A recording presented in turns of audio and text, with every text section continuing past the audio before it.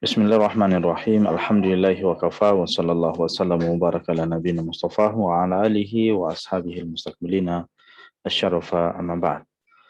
Ikhwah dan akhwat sekalian yang sama dimuliakan oleh Allah Azza wa Jalla. Alhamdulillah pada kesempatan yang berbahagia ini kembali kita melanjutkan materi kita pembahasan fikih dari kitab Safinatun Najah karya Syekh Al-Allamah Salim Ibn Sumayyir Al-Hadrami rahimahullahu ta'ala.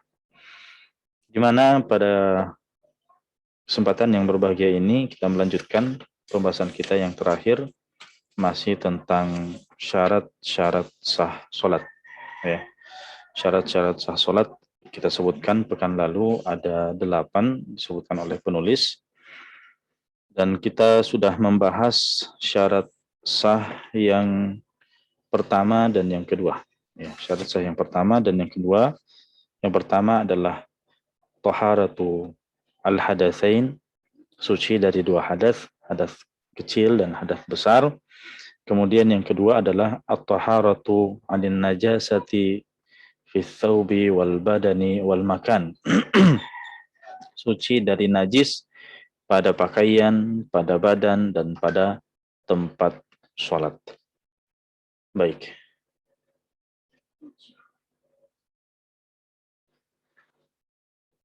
Sekarang kita masuk pada syarat sah sholat yang ketiga.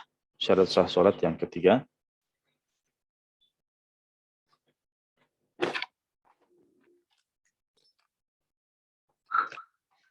Syarat sah sholat yang ketiga adalah wasatrul aurati.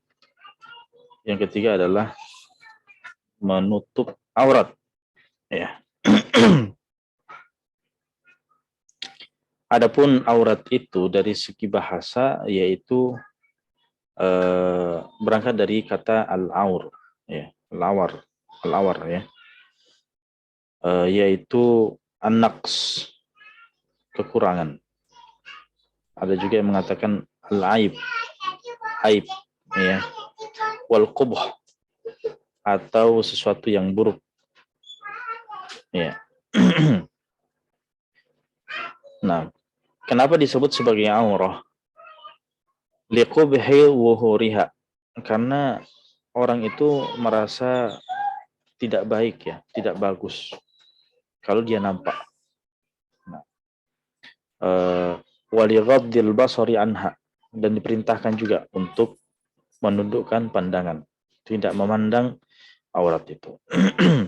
Ya. Itu dari segi bahasa, kenapa disebut sebagai aurah. Adapun secara syar'i, hiya kullu ma yajibu satruhu aw yahrum al-nadharu ilaihi. Ini disebut sebagai aurat. Adalah perkara-perkara yang wajib ditutup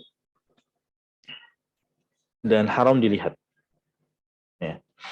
Itu yang dimaksud dengan aurah. Nah, di dalam sholat, perkara ini adalah perkara yang wajib.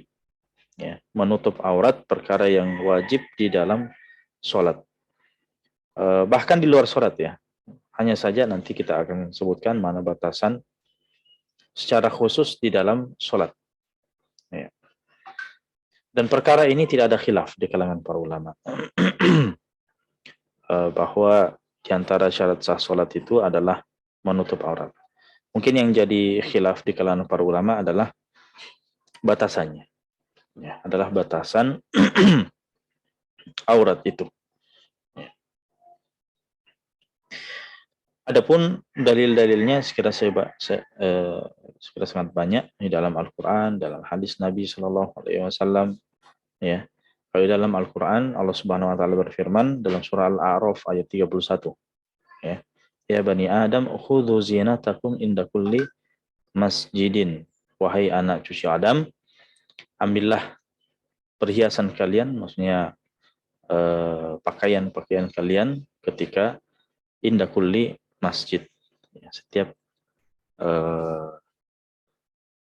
setiap hendak sholat, ya, menuju masjid. Kemudian ditafsirkan oleh sahabat ayat ini, Ibnu Abbas radhiyallahu taala anhu mengatakan bahwa maksud daripada ayat ini adalah sebagai zina dalam ayat ini adalah athiyabu fis shalah. Dia adalah pakaian di dalam salat. Nah,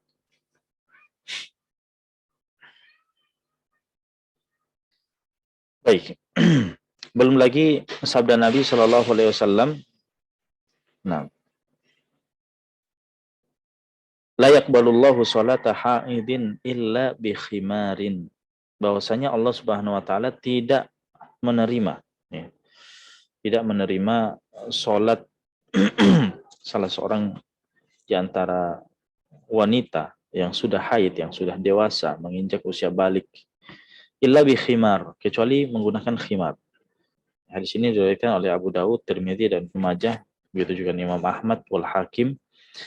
Dan maksud daripada haid di sini adalah wanita yang sudah balik, yang sudah menginjak usia haid ya 9 tahun. Nah, maka wanita yang sudah mengalami haid, yang sudah balik, itu tidak sah sholatnya tanpa menggunakan khimar. Ya.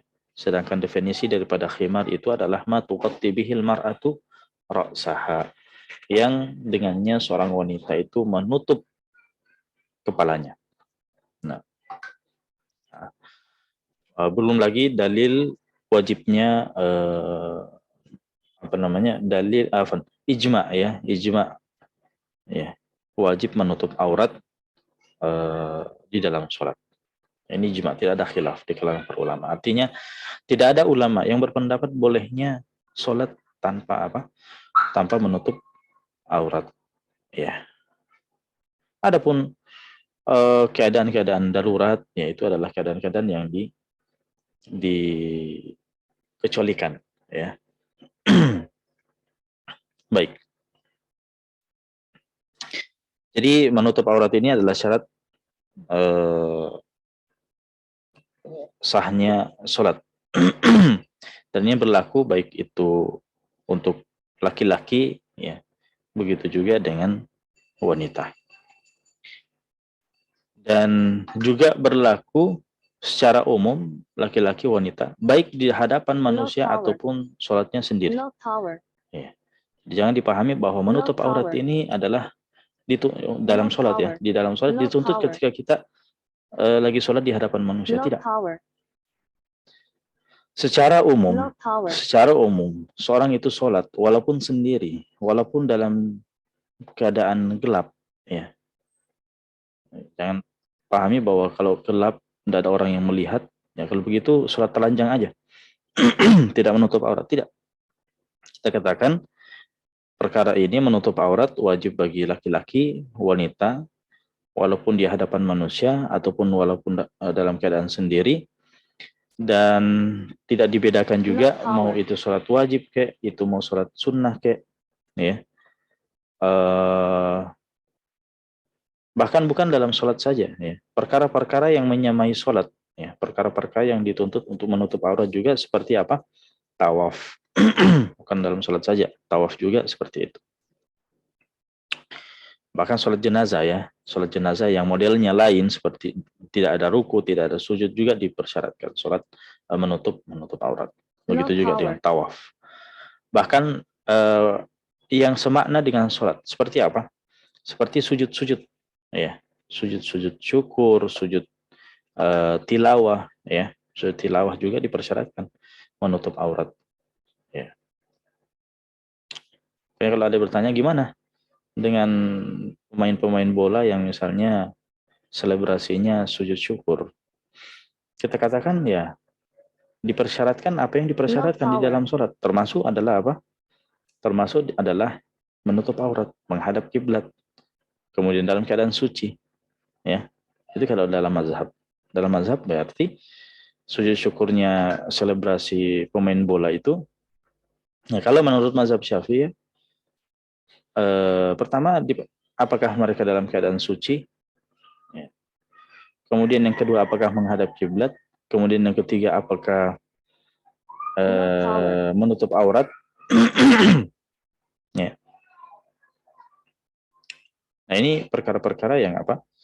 Yang dituntut ya bagi orang yang sujud syukur atau sujud tilawah, yang dituntut baginya hal-hal yang juga dituntut di dalam sholat. Nah, bagaimana kalau auratnya itu tersingkap? Jika auratnya tersingkap, ya, fa in kashafa syai' min auratil musalli lam tasih. Kalau misalnya terbuka sedikit pun dari aurat seorang itu ketika ia sholat, lam tasih sholatuhu. Itu tidak sah sholatnya. Ya. Tidak sah sholatnya. Nah. Sawa'un aktsara al-munkashaf au qalla, mau yang terbuka itu banyak atau sedikit, pokoknya sama saja. Terbuka ya sudah. Sholatnya tidak sah. Wa kana adna juz'in walau shalla wa kana adna juz'in. Ya, walaupun sedikit. Nah. Wala shalla fi sutratin thumma tabayyana ba'da al-faraghi min as-salati annahu kana fi thawbihi kharaq. Nah. Tadhhar minhu al-aurah. Nah, sekarang bagaimana kalau orang yang sudah sholat ya, dia sudah selesai. Kemudian setelah sholat baru dia lihat, ternyata pakaiannya itu ada bolong. Ada bolong pakaiannya. Yang dimana bolong itu mengakibatkan auratnya nampak. Auratnya nampak. Apa yang harus dia lakukan? Nah, maka kita katakan wajibat i'adatus sholati. Maka wajib baginya untuk apa? Untuk mengulangi sholatnya. Ya. Ini dia sudah selesai. Dia sudah selesai sholat, kemudian baru tahu ternyata tadi auratnya tersingkap. Maka kita katakan wajib mengulang. Wajib mengulang. Nah. Sawa'un alimahu qabla sholati wa nasiyahu. Terlepas apakah dia misalnya mengetahui sebelum dia mulai, ya, kemudian dia lupa, kan bisa saja seperti itu ya. Ada orang yang misalnya sebetulnya dia ingat, ya, dia tahu baju ini ada bolong bagian belakangnya. Ya. Setelah itu apa? Dia lupa, dia akhirnya pakai dan tetap sholat dengan baju itu. Nanti setelah sholat baru ingat lagi, waduh, kenapa pakai baju ini? Ini kan ada bolong di belakang. Maka kita katakan wajib diulang. Nah, ataupun misalnya gini, memang dia tidak tahu, ya, pakaian itu ada bolong, bisa menyingkap aurat, dia tetap pakai. Nanti setelah selesai sholat, dia buka misalnya, baru dia lihat, oh, ternyata baju ini bolong. Ya, berarti aurat saya tadi kelihatan. Maka kita katakan tetap wajib dia ulangi. Ya. Jadi dia tahu atau tidak tahu sebelum sholat atau setelah sholat, itu tidak mempengaruhi. Semua keadaan itu sama, ya, sholatnya dianggap batal dan konsekuensinya apa? Sholatnya diulangi. Sholatnya diulang.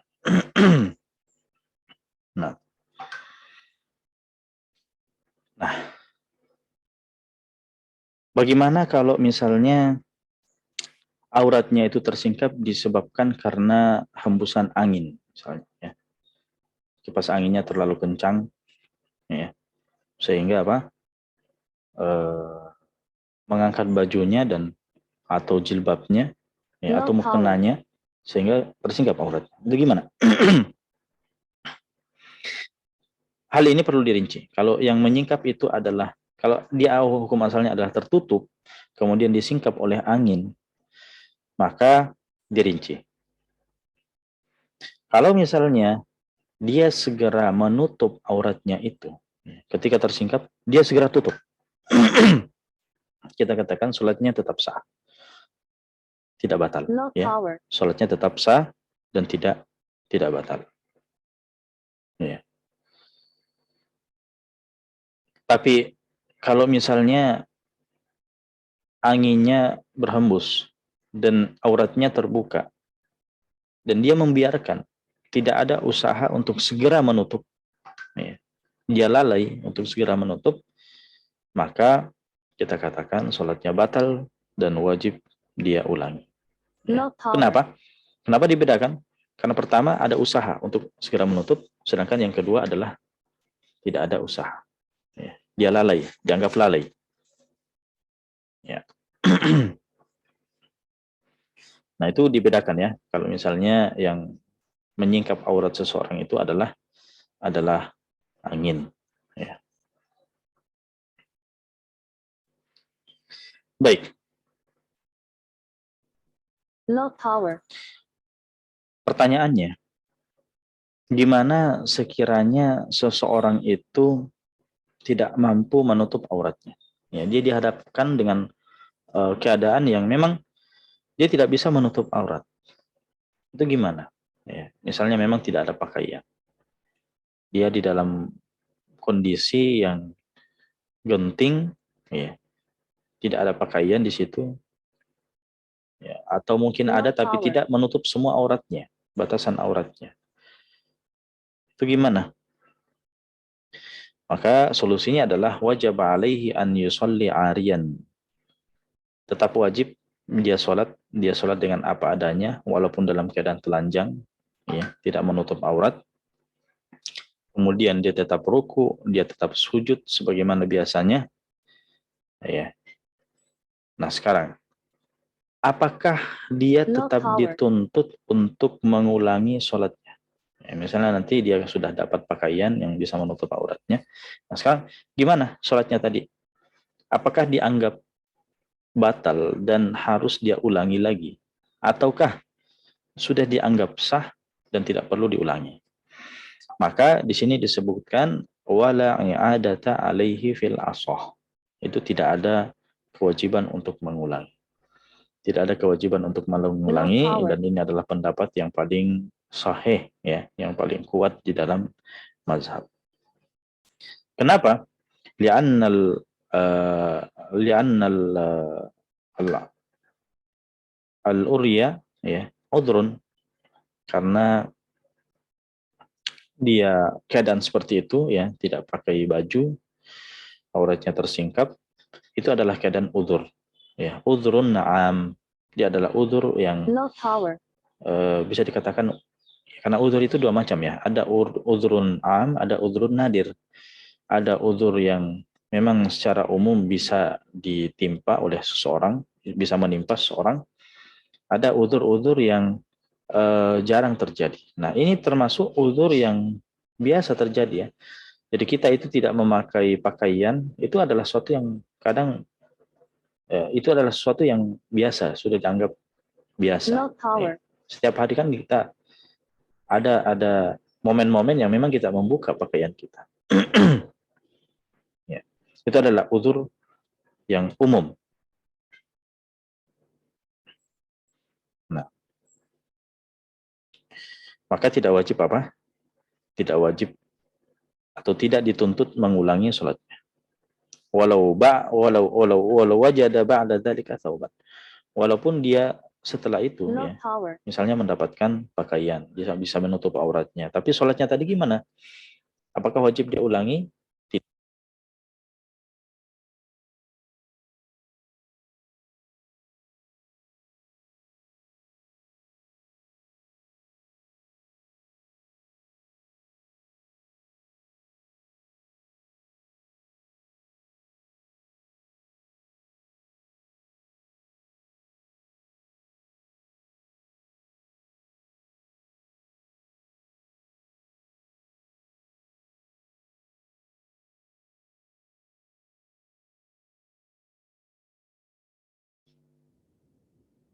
Ya.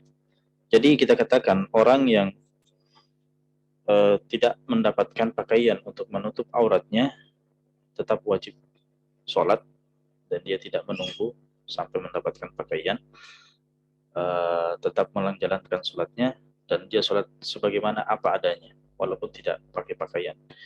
Dia ruku, dia sujud sebagaimana biasanya, Dan bagaimana status sholatnya? Kita katakan sah. Sholatnya sah karena dia adalah uzrun am, dia adalah uzur yang umum. Dan adapun kewajiban mengganti itu tidak ada, tetap sah.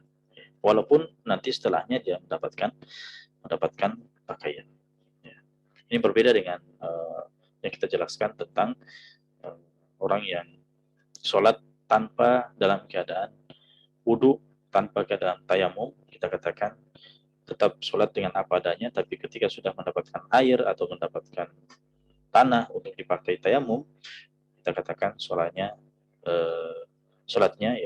tetap dia ganti. Adapun masalah menutup aurat ini kita katakan tetap sah.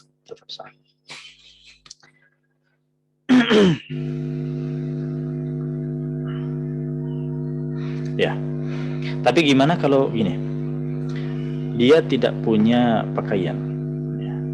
Dia dihadapkan dengan keadaan yang misalnya tidak punya pakaian, tapi dia punya uang dan ada menjual pakaian atau menjual kain sekedar untuk menutup auratnya untuk dia sholat, dan dia punya uang, maka kita katakan wajib dia membelinya, atau menyewa misalnya, wajib dia menyewanya. Kalau dia misalnya punya cukup uang untuk menyewa atau membeli, ya, kita katakan wajib melakukannya. Kalau dia sholat misalnya dia memilih sholat untuk tetap membuka auratnya, kita katakan sholatnya tidak sah dan wajib dia ulangi. Tapi kalau dia misalnya punya uang untuk membeli dan mampu, maka kita katakan wajib baginya untuk apa? Untuk membelinya, ya, atau menyewanya. Nah, selama ini catatannya, selama harga kain itu masih normal, atau harga sewanya masih normal. Tapi kalau misalnya tiba-tiba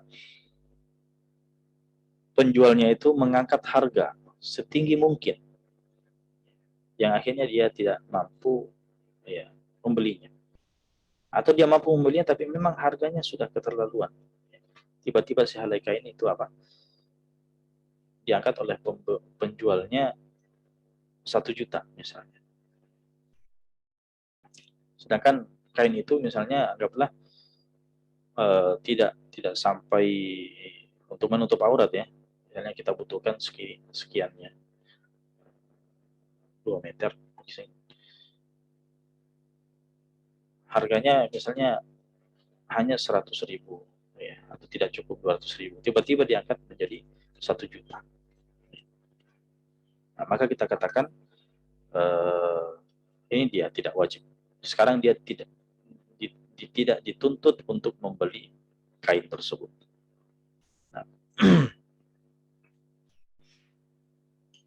Nah, begitu juga kalau dia misalnya ada yang mau meminjamkannya, Nah, sekarang apakah boleh dia menolak kemudian sholat dalam keadaan telanjang? Kita katakan tidak. Dia terima baju tersebut, ya, atau pakaian tersebut untuk menutup auratnya, kemudian dia sholat dengannya. Nah. Baik. Sekarang kita kembali berkaitan tentang menutup aurat. Apa yang menjadi dhabit? Ya, apa yang menjadi dhabit dalam menutup aurat? Apakah sekedar ditutup?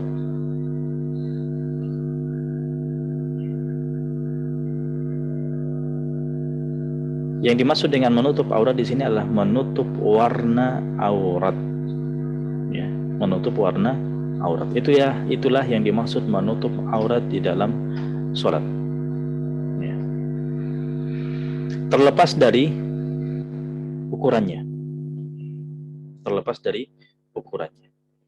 Ya. Ukurannya bisa saja ketat misalnya, ya. Ukurannya misalnya bisa ketat.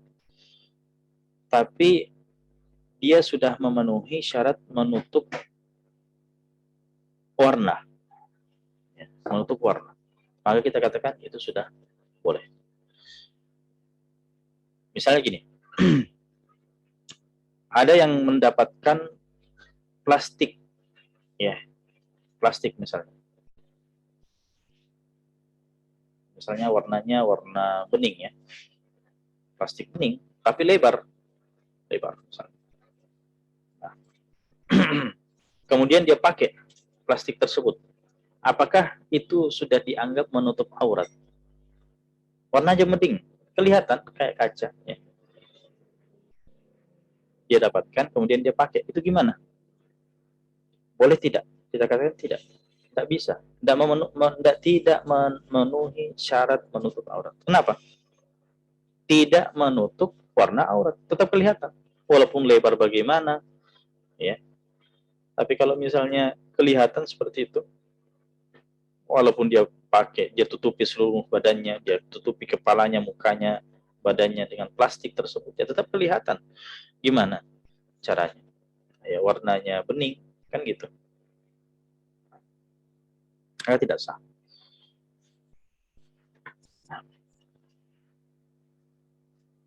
Jadi terlepas dari ukurannya, bahkan terlepas dari bahannya ya, mau itu kain kek, mau itu plastik kek, boleh plastik. Yang jelasnya misalnya warnanya menutupi aurat.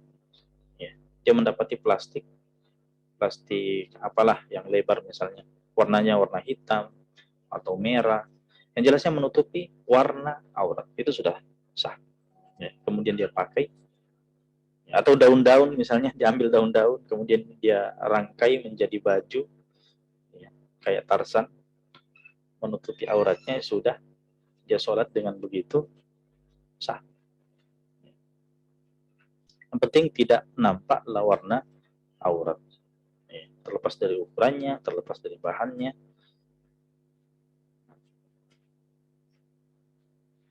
Baik.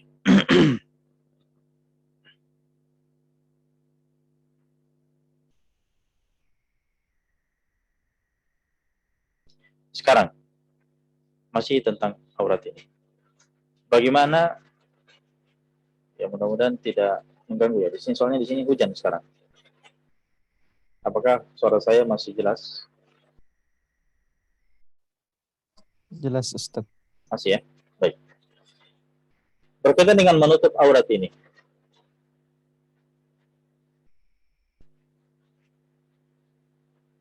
Arah mana yang wajib ditutupi?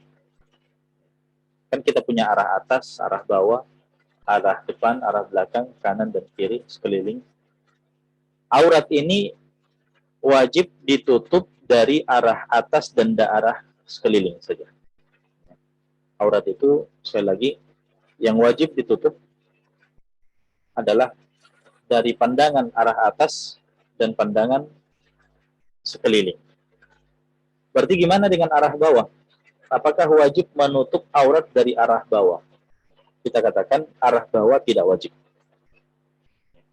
Tidak wajib menutup aurat dari arah bawah dalam sholat. Artinya gini, seseorang itu pakai misalnya jubah kayak saya ya, jubah. Kemudian dia sholat, tidak memakai dalaman, atau pakai sarung misalnya, atau pakai mukena. Mukenanya itu tidak, apa namanya, atau tidak memakai pakaian dalam. Itu kan kalau misalnya, anggaplah ya, tidak ada lagi ya, suaranya tidak ada, hilang. Ada, Ustaz. Soalnya di sini lagi hujan.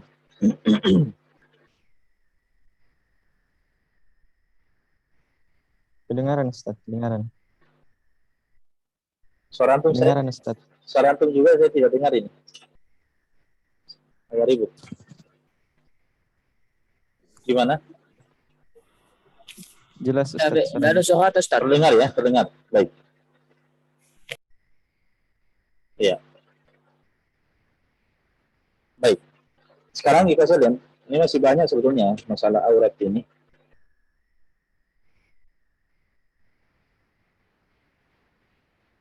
Baik, saya lanjut, jelas. Baik. Gimana tadi? Sekiranya seorang itu, prakteknya ya, sekiranya seorang itu sholat di atas rumah, antum tahu di mana rumah kayu ya, rumah kayu. Yang mungkin kalau kita lewat di kolom rumah itu, orang kelihatan di atas. Nah, sekiranya ada orang yang sholat tanpa memakai dalaman, dia pakai sarung, atau dia pakai jubah seperti ini, kemudian ada orang yang lalu lalang di bawah kolong rumah, melihat ke atas, nampak aurat orang yang lagi sholat. Itu gimana? Hukum sholatnya gimana? Sah apa tidak? Kita katakan tetap sah. Kenapa? Karena dia sudah menutup auratnya sebagaimana yang dituntut, ya, yaitu dari arah atas dan dari arah samping, sekeliling. Adapun dari arah bawah itu tidak wajib. Itu tidak wajib. Ya. Dan sholatnya tetap dikatakan sah. Sholatnya tetap dikatakan sah. Itu terus gimana dengan orang yang melihat dari arah bawah, melihat auratnya? Kita katakan hukum larangan melihat itu berlaku bagi orang itu. Artinya, ya, orang tersebut yang justru dituntut untuk tidak melihat. Jangan lihat auratnya orang di atas. Paham? Ya.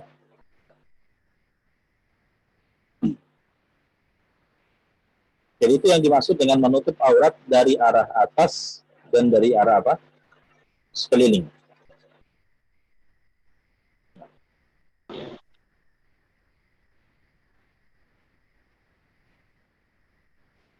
Baik. Mudah-mudahan masih jelas. Ini semakin deras di sini hujannya. Gimana ikhlas sekalian? Kalau seseorang itu hanya mendapatkan sebagian yang bisa menutup auratnya. Artinya dia dapat kain misalnya. Dia dapat kain, tapi kainnya ini hanya bisa menutup sebagian auratnya saja. Itu gimana hukumnya? Nah, kita katakan tetap dia pakai sebagian kain tersebut, dan yang dia dahulukan, ya, yang dia dahulukan adalah apa?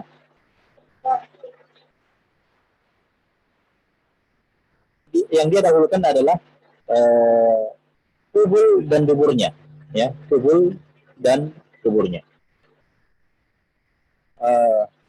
Saya mohon izin dulu, ikhlas sekalian, karena ada paket yang datang dan mau diangkat.